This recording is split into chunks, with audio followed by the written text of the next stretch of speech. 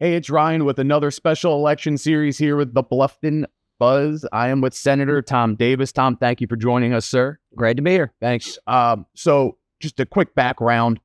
We did these last year for the local elections for the town, and the response was incredible. A lot of folks had questions to ask. They felt like it was very helpful. So in part with the Greater Bluffton Chamber of Commerce, we decided to do these on the state and national level. So again, thanks, Tom, for joining us. And we did these last time where it was just a very basic get to know you. There's no gotchas. There's no what people see on TV. You know, this is very just let's learn about you. Sure. Okay. So I want to take the next about 30 minutes to do so. All right. Sounds good. So can you introduce yourself? Just explain where you're from, how you got here, and why you're doing what you do. All right. Well, my name's Tom Davis. I'm an attorney. I moved here in March of 1985. So next year will be my 40th anniversary at the same law firm, Harvey and Batty. I practice what's called transactional law, corporations, real estate contracts. I don't do litigation. I was raised in Maryland. I came down to South Carolina in 1978 to go to Furman University. And I graduated from Furman in 1982, then went back to Maryland for law school, University of Maryland Law School. And during that time, I was dating a girl from Columbia, and her father said, you ought to check out Beaufort as a place to practice law. And they had just filmed the movie down in Beaufort called The Big Chill, which I loved. And so we went down there and visited and walked around the Old Point in Beaufort and looked at the Big Chill house and looked at the law firms. And I wrote down the addresses of the various law firms. And when I got back home, I wrote a letter to the law firms, and one of them invited me to come down. I sat down and interviewed with Brantley Harvey, who was one of the founders of the firm, and he hired me, and I've been there ever since. Very cool. So in transactional law, I'm not a lawyer, so I don't know. Like, what kind of transactions are you dealing with, or maybe the main core of your real estate, corporate, residential, corporations, a little bit of security work, general contracts. And I got into politics back in 2002 when my suite mate from Furman, Mark Sanford, ran for governor. And he called me up and said, hey, I'm running for governor. I'd really love you to come to Charleston and help me out and run my campaign. And so I went to my law partners and I asked for a leave of absence. And I went to Sullivan's Island, which is where Mark lived at that time. And I moved into his basement. And I ran his gubernatorial campaign with his then wife, Jenny. And he ended up winning that primary. And then he ended up winning the general election. And I went back to practicing law after that. But after having been a part of that campaign and a part of those ideas and discussing what he wanted to do for South Carolina, it was frustrating going back to my transactional law practice in Beaufort while he was doing those things up in Columbia that we talked about. So I went back to my law partners in 2004 and asked them for another leave of absence to let me go up there and work for Mark's administration. And I became his chief of staff, and I served as his chief of staff for 2004 to 2008. And then in March of 2008, I decided to run for office myself. I ran in the primary and I won, and I ran in the general election and I won. And I've been in the state Senate for the last 16 years. 16 years. That's awesome. I want to go back to the very beginning where you got the invite. Did you have a background? Did you do any politics in school? Because I think about anybody watching this that thinks that may want to get into it. Did you warm yourself up into that, or was it just an ask and you believed in yourself? How did that? I've always been interested in public affairs and public events. I was a political science major at Furman and always engaged in the political process, you know, mostly from helping candidates put up signs or knocking on doors or things of that nature. But I'd never done anything really formal in politics until Mark called me up and asked me to run his campaign. And it was fascinating. I mean, being able to, you know, develop an agenda, a platform, so to speak, getting that message out there to voters, making the case for an agenda. And really, I kind of got hooked at that point in time. And then, you know, 16 years, how have you learned to juggle the two? And I know, I'm sure you put a lot more work in the beginning of your legal career. How did you learn to balance those two? Well, the way it works is the General Assembly goes into session the second Tuesday in January and stays in until the second Thursday in May. And then during that period of time, it meets 3 days a week, Tuesdays, Wednesdays, and Thursdays. And so typically I'll drive up on a Tuesday morning and spend the night in Columbia, Tuesday night, Wednesday night. And then Thursday, after session is over, I'll drive back down to Beaufort County. So I'm able to practice law Mondays and Fridays when session is in. And then when session is out, you know, I can practice law 5 days a week. But one thing you learn as I've gotten seniority in the Senate, and I'm 13th out of 46 in seniority now, there's only 12 ahead of me, And I now chair a committee in the Senate, the Labor, Commerce, and Industry Committee. I also chair the Senate Finance Income Tax Subcommittee. In the Medical Affairs, I chair the Scope of Practice Subcommittee. So 3 days a week, 5 months a year has turned into almost taking up about 70% of my time. It's committee meetings, committee hearings, community gatherings, developing legislation, building coalitions to pass legislation. You know, what sounds like a temporary part-time job, really, if you want to be effective and you want to get legislation passed, it takes a lot longer than that. And I want to ask you this. I think I know the answer. Do you get paid any more to take on all those responsibilities? No, we get paid $14,000 a year to do this. And I will just tell anybody looking to run for public office in South Carolina, you know, don't do it for the money because, you know, that's just not where it is. But that's not why I got involved in politics. I just really enjoy having an idea. I have a vision of what the proper role of government in the state and society is. I can perceive around me what the problems are, whether you're talking about overdevelopment or you're talking about crowded roads, you're talking about public safety, access to health care. I can see the things that my community wants. And there is a pleasure in being able to translate what I know, what the needs are, into legislation that helps ease those things. And so you get into it for public, civic-minded reasons, for real. Perfect. Everything you just said at the very end, I want to break down because it starts coming into my questions here. What is your vision? Well, first of all, I mean, I've lived in Beaufort for almost 40 years, and I've seen it transform, and people have discovered paradise. They want to live here for obvious reasons. I mean, the natural beauty, the climate, you know, it's all of the above. And I do a lot of traveling around the county, 170, 278. I mean, I know that particular thoroughfare by heart. In the last several years, I've seen a lot of clear cutting, a lot of trees being cut down, locks being staked, you know, houses being built. And you see the traffic on our roadways. And so 5 years ago, I went into the Beaufort County Land Planning Department and I said, look, if every single density that's been approved in this county, it's locked in, it's in a development agreement, it's in a PUD, whatever, if all those legal rights are translated into actual buildings, what would Southern Beaufort and Southern Jasper County look like? And they showed me in sort of an interactive map, it would double the number of rooftops in Southern Beaufort and Southern Jasper counties. And can you imagine, you know, you're out there now looking at the roads that are overwhelmed, and you talk about the runoff into our estuarine system, you know, impacting the quality of life we have. Can you imagine what that would be if you double the number of rooftops? And so that led me to pass what's called the Green Space Act. I drafted that law, got it past the Senate, got it past the House. And what it does is this: it allows a county to submit to the voters via referendum a penny sales tax for the purpose of raising money for the sole purpose of taking undeveloped land and in perpetuity putting it into preservation in the green space. Because that's the only way I could see the quality of life from being overwhelmed and destroyed down here in Beaufort County. And so that got passed by the voters in 2002, a 2-year sales tax for 1 penny to raise $100 million for the purpose of buying up green space. And we're 3/4 of the way to collecting the $100 million. Then that sunsets and goes away. And we're in the process and have closed on various purchases. So when you ask about my overarching vision for Beaufort County, one of the main things is, if not the main thing is, making sure we don't destroy the thing that brings people here in the first place. I don't want to become like Mount Pleasant or one of these areas that's wall-to-wall pavement, wall-to-wall cars. We still have a chance to preserve, you know, what brought people here, or people that were raised here, what kept them here. So I think that's my overarching vision, is to make sure that growth doesn't destroy the very thing that people value the most. Absolutely. I think I agree with everything you said. And I love that you're doing that. How do we build as a community, like the community itself, the people, the energy, without having to double the rooftops? Where can we go? How can we effectively, we have labor issues here. We have housing issues. And it's something I learned last year. There's a difference between what people think is affordable housing, like that's a fair price, versus affordable housing. Right? We need both. Right. One is really just a reflection of how popular the town has become. One is, I think, more on the politicians' end and the legal end of, we need some affordable housing here. Right.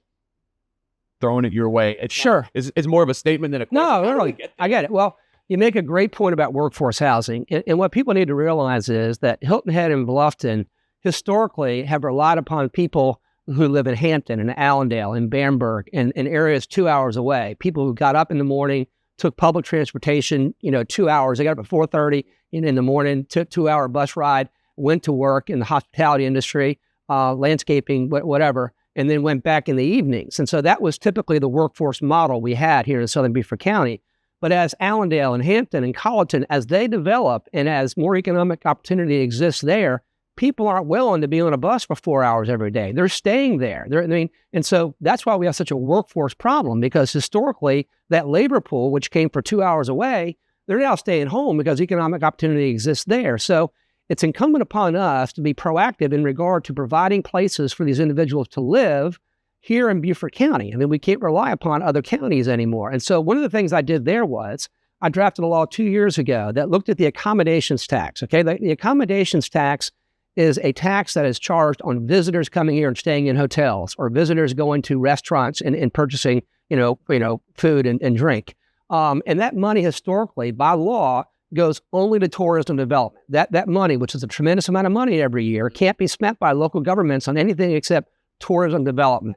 I got a law passed 2 years ago that allows 15% of that money to be used by local government to help private sector, private industry develop workforce housing, to provide that additional incentive for developers to build something that might not be the highest end profit that they can make. And so that's been in place for a year and a half, and you're already seeing the town of Hilton Head using that revenue stream based on that law that I passed, up to 15% of the accommodations tax, to supplement and help private developers meet that workforce need. So we need to be proactive like that and understand that our traditional economics don't work anymore in terms of workforce. And that if we want a robust hospitality industry, if we want our restaurants open, if we don't want them closing at 5 o'clock or 6 o'clock in the afternoon, we have to be more creative in terms of creating workforce housing. And so that was just a small step in that direction. Okay. Where do you feel like we are? Like you said, Hilton Head's doing a good job here in Bluffton. And you're a resident of Bluffton now. I am. I don't want to ask, how do you think we're doing, but how do we get to where maybe Hilton Head is getting the ball rolling? Because a lot of the feedback I've been getting since last year doing those interviews is, where are we on that? Right. Well, it's just started up. I mean, this particular authorization to use 15% of the A-tax was just passed a couple years ago. So you have municipalities looking at that income stream and developing plans on how can we leverage this money? How can we use that money to address the problem? And the town of Bluffton is looking at doing that.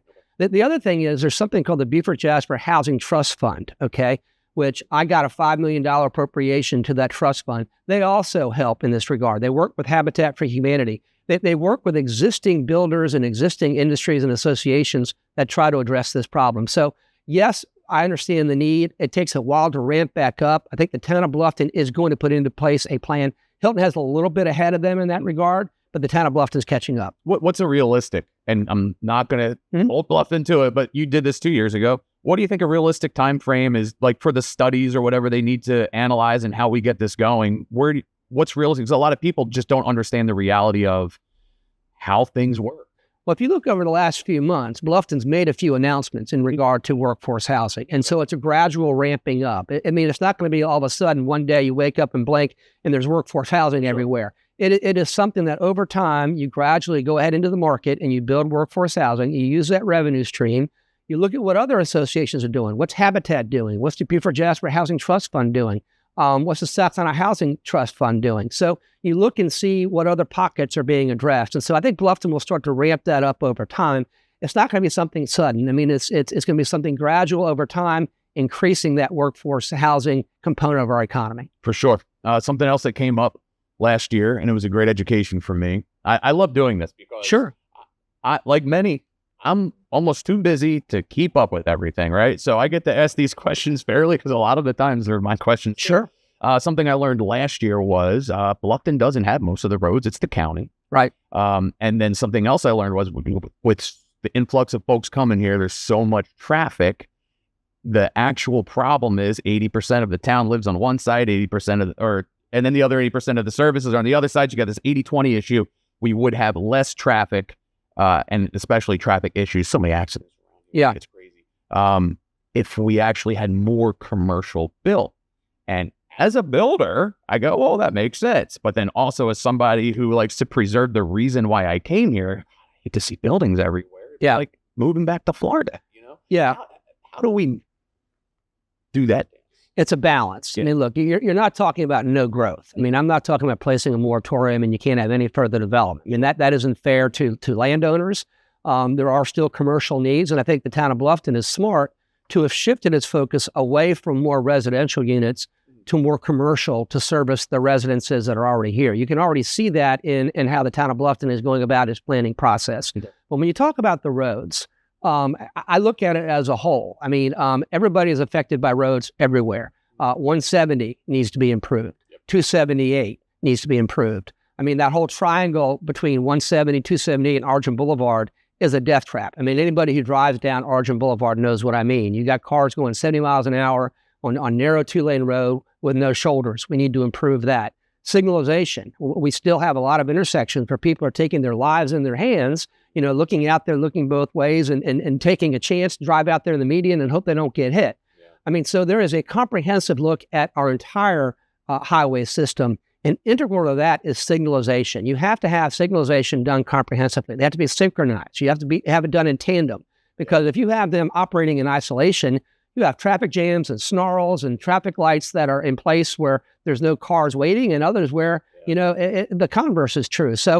But we're doing a good job, but we're really fighting against the tide, so to speak, because people are moving in here. And, I'm going to be driving to Beaufort later today and driving down 170. I'm going to see that. Everybody's going to see that. You're going to see the clear cutting. That's not going to stop.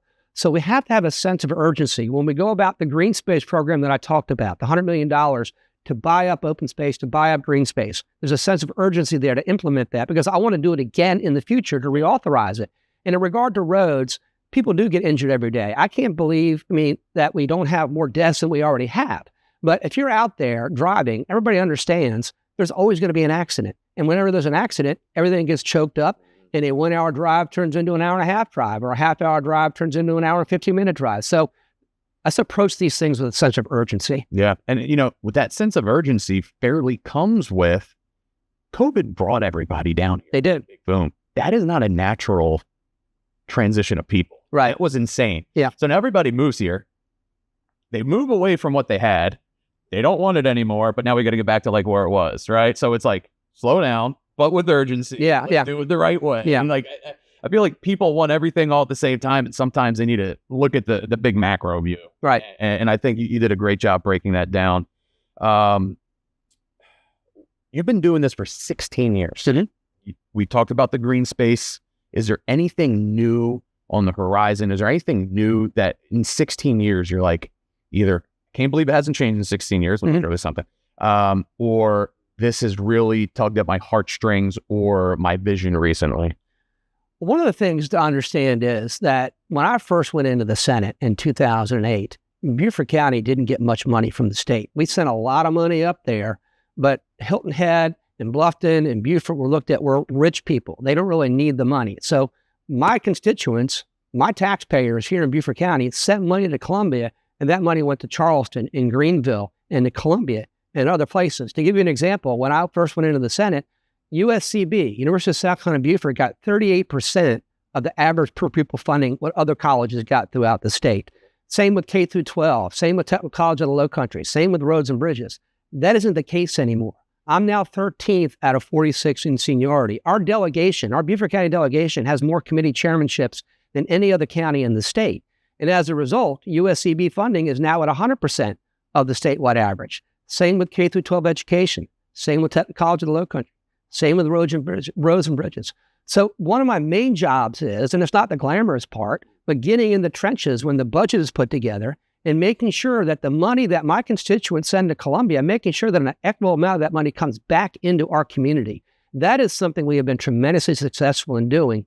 And I like to say this, 20 years ago, Greenville-Spartanburg got a lot of the attention and a lot of the money.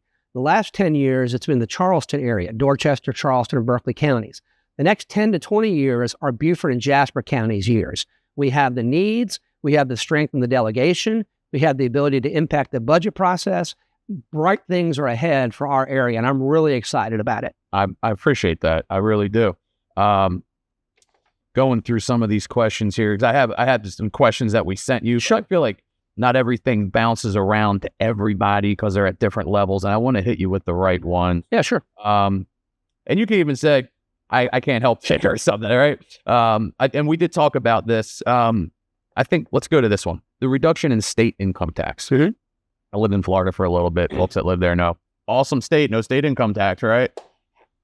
the question here is, have they ever considered a reduction in state income tax? Surprisingly paid less state income tax in a state that lean blue versus here where they tend to lean red, but have a higher state income tax. This person was coming from Virginia in this example, coming out of their paycheck. People just want to see more in their paycheck. Inflation's wild right now, and people are just trying to keep a grip on what they have. Right.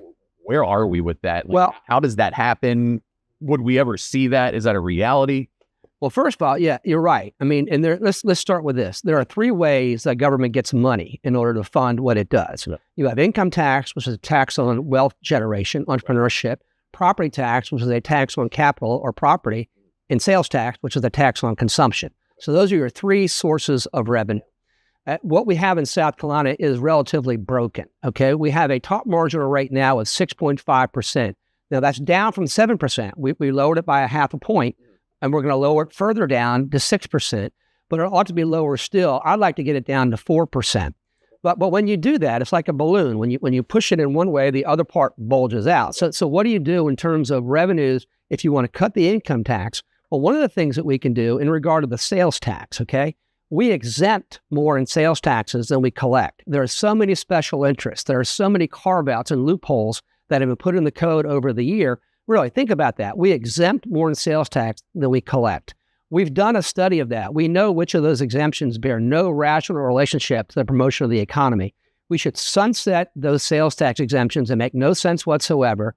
The recurring revenue stream that comes out of sunsetting those exemptions, we should use to further push down and reduce the income tax. And so to get more of a balance between the tax on income generation, the tax on capital, and the tax on consumption. So that's, and we are doing that. We just, I'd say 2 years ago, we lowered the income tax from 7 to 6.5%. That's on track to go down to 6%. But we ought to continue pushing it downward to a point where people get more money in their paychecks take home. For sure. Can you give me a couple examples of what some of those you believe should be sunsetted? Any off the top of your head? For instance, newspaper ink.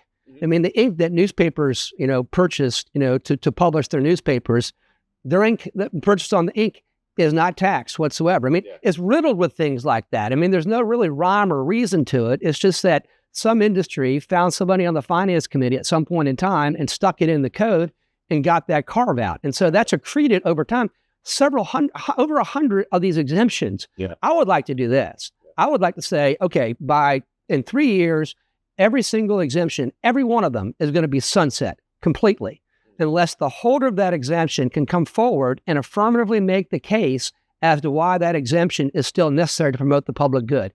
And if they can't make that case, if they can't get a majority of the House, majority of the Senate, and the governor to sign keeping that exemption, then it goes away. Sure. And that income stream then is generated, not for more spending, don't get me wrong. That income stream is generated so we can push down the income tax to a lower rate.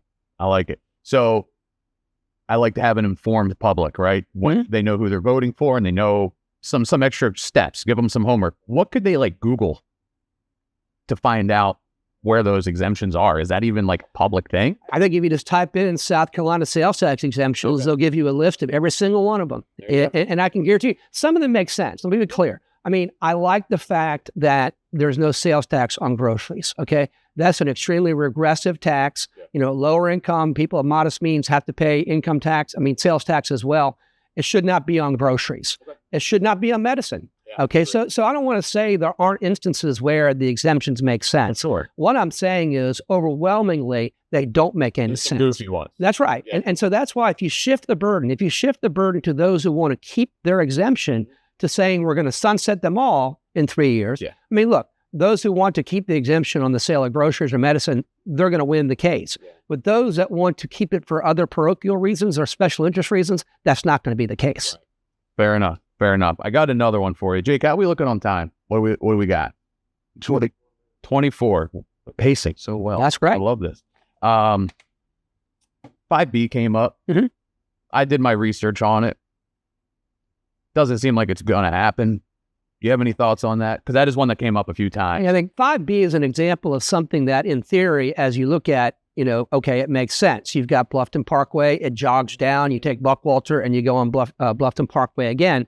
But then something in theory doesn't always make sense in practice. And if you look at if you want to realign it with 5B, so that you have Bluffton Parkway being a straight shot, you're impacting neighborhoods. You're impacting individuals who have moved in. And so the reality is something very different than 10 years ago when you first looked at it and it made sense in theory. So I think it's going to be, from a political standpoint, extraordinarily difficult to take that thing in theory and apply it in practice. Okay, fair enough. Everything I read, they said it's the zombie that keeps coming back. And I was just like, to what you just said, makes sense, but then also has a completely valid converse side to it. And that's politics. I mean, things that look right in theory, things that look good in the abstract, and you then file legislation. Let me give you that as an example. And all of a sudden, during the committee process, individuals who are affected by that decision come out and they educate you as to why something that looked good and made sense won't work in practice. And so, I mean, look, I think this is a classic example of listening to people, letting the community be heard, letting stakeholders be heard. You don't make decisions in an ivory tower. You don't make decisions in the abstract. You make decisions after interacting with the people who are going to be affected by those decisions. Okay. There's a girl locally here, Krista Flanders. She's big in the recovery world, drug recovery world. She had a drug issue. She's now a huge advocate. You familiar with Dan Wood? I'm done. I talked to Dan. He was my first interview last year. And in the middle of the interview, he said, just make sure you give me her phone number. Okay. She was very big on the heroin epidemic, the fentanyl and everything, and making sure that there was Narcan. Narcan shots. And I have to commend Dan and Krista and the chief of police, because they got thousands of Narcan distributed just from doing this, right? So locally, I hope I'm making an impact, but just the fact that happened, it makes me proud, and I'm very grateful. So she asked another question. Sure. And I want to hit you with it here, and I'll read it to you. Our area has no detox or affordable inpatient treatment for substance abuse. With the fentanyl epidemic at an all-time high, is there a way to get detox in our community? She has a few questions. I'll start there. Sure. Well, let me first thank her for her advocacy in regard to Narcan, because we passed a law a couple of years ago that I sponsored that allows more individuals the authority to administer it. I mean, because, it's one thing to have it available. It's another to have qualified people, actually administer it. So we got that law passed. But you make a great point in regard to substance abuse and recovery in preventative ways to keep people from spiraling down that hole. So there are more things we can do. We can work with, federally qualified healthcare clinics, Beaufort Jasper, Comprehensive Health Authority. We can look at outreach to have those centers in the places where people live. It makes no sense to have those recovery facilities in Columbia or Charleston and Greenville that isn't convenient, because, somebody who has a recovery problem or somebody has a substance abuse problem, not going to get in a car and drive 2 hours and 2.5 hours to do it. You need them local. So this is an excellent example where we would do better to take the funds that we allocate and, instead having it done by the state, push it downward to the local level. The people at the local level, like your friend there, they know exactly where the facilities need to be. They know how best to reach out to them. So it's a great example of us in Columbia not directing the money, but pushing it down to the local level so it can make the most good. I like that. That's a good approach. You think that's follow-up question? You think it's a realistic thing? I do. To do? And again, to help folks understand how long processes take, even if you were to start working on something like that today, not saying you won't, not saying it. Yeah. But if you were to say, all right, I'm going to work on this day, like how long, what's a realistic time frame? Like if we wanted to start pushing the money down, a couple years, 6 months, 5 years, like what does that look like? One of the best things about being in state government as opposed to federal government is you can actually implement change quickly. Like that green space idea. I got that done in a year. If you've got a good idea, if you can make a compelling argument, state government is still a place where you can affect change in a relatively short amount of time. I mean, so we're not talking about several years. Like in Washington, D.C., even the idea that makes the most sense in the world because of the inertia and the sclerosis up there takes almost 10 years to get done. Right. That isn't the case in state politics, which is why I like being a state senator. You can take a good idea, you can make a compelling case, you can change policy, and you can affect change. So I think it can be done in a relatively short amount of time within a session. Okay, cool. You answered all the other questions. Sure. Matt, so I appreciate that. Let me see if we have any, I think this is where we close it out. And I want to ask you one question personally. You see my hoodie here. It says Built with Integrity. I run Bluffton Builders. That's our tagline. I liked it because it sounded good. Sure. And my dad really is built with integrity, and we build things with integrity, right? it's become my compass. It's become my filter. I've hired and fired because of it. How do you feel you are built with integrity? Well, integrity begins with a couple of things. I mean, one, it's how you present yourself to the community and what you say, and do you follow through on what you say? I mean, you can draw a direct line between promises and accomplishments, and you can make some inferences in regard to integrity in that regard. The other thing about integrity, whenever you're talking about politicians in general, transparency is incredibly important. Having every one of our subcommittee meetings, our committee meetings, on the floor, the votes, transparent, visible in real time, so individuals can look and see what is their elected official doing on their behalf. Are they living up to their promises, or are they simply going ahead and making us promises during an election year and they're not following through on it when they're actually up there in Columbia? So I think those two things, having transparency, having visibility, holding a person to their word. If they say they're going to do something, judge them by their actions. And if they don't follow through on what they promised to do, vote them out of office. I mean, that's how you restore integrity of the process, is by holding politicians accountable. No, I love that. And I do have a follow-up for you. Is there a way to find out what you or other politicians are doing in that transparency? Can we go to your website and see the things you're working on? I just want to keep people as informed as possible, because too many people focus on the federal level, and while it's important, what happens in our state and our local municipalities affects them more, and they don't realize it. That's how I feel. A lot of people criticize the internet because they say social media has people at a distance. They don't interact in the same way they did anymore. And there are certain negative aspects to the internet. One of the positive things about the internet is it makes it impossible for a politician to say one thing during an election and then do another thing in office. I mean, you could go out there and Google today, Tom Davis, State Senate, Green Space, and find out, did I in fact draft that law? Was that law in fact passed? Is that money now being used to purchase green space? Just don't take my word for it. They can take care of that and check that out in 30 seconds. Yeah. So the internet is the ultimate check. And now, of course, there's also sites on the internet that are not reputable. So you're going to have to be consuming as a public, as somebody consumes information you can check out. But there are several reputable ways in order to make sure your representative is held accountable for what they say during an election campaign. Tom, I just think it's so important for people to actually do some homework rather than just hear a soundbite and feel like that is what it is. And it's easy, and it's easy to do the homework now. I mean, if you want to be engaged, if you want to know exactly how somebody voted, you can find that out. You can also kind of tell if you can feel like the foot's on the pedal leaning one direction in a conversation, whether you agree with it or not. You should go, let me check out a couple more sites and see if we can balance it out. I feel like that's part of the problem with the internet. People want something now, they think it's true, or they agree with it and they run with it. Well, every morning I wake up and I've got and I curate sites, and I'll go to the Washington Post and I'll go to the New York Times to see, what those on the left have to say. I'll go to the Wall Street Journal and the Washington Times to see what people on the right are going to say. And then I'll go to the Dispatch to find out what some people in the middle are saying. And Dispatch.com. So taking all that information, listening to both sides, thinking for yourself, you can usually end up as an informed voter. Perfect. Anything else you feel like the folks need to know to come this election? No, it's just an honor to represent them in Columbia. I mean, I've been up there for 16 years. I've got the seniority to get things done now. I know, having lived here for almost 40 years, I know what our needs are. I'm tremendously excited about the future. Beautiful. Tom, thank you. All right. Thanks for having me. So much. Appreciate it. Thanks.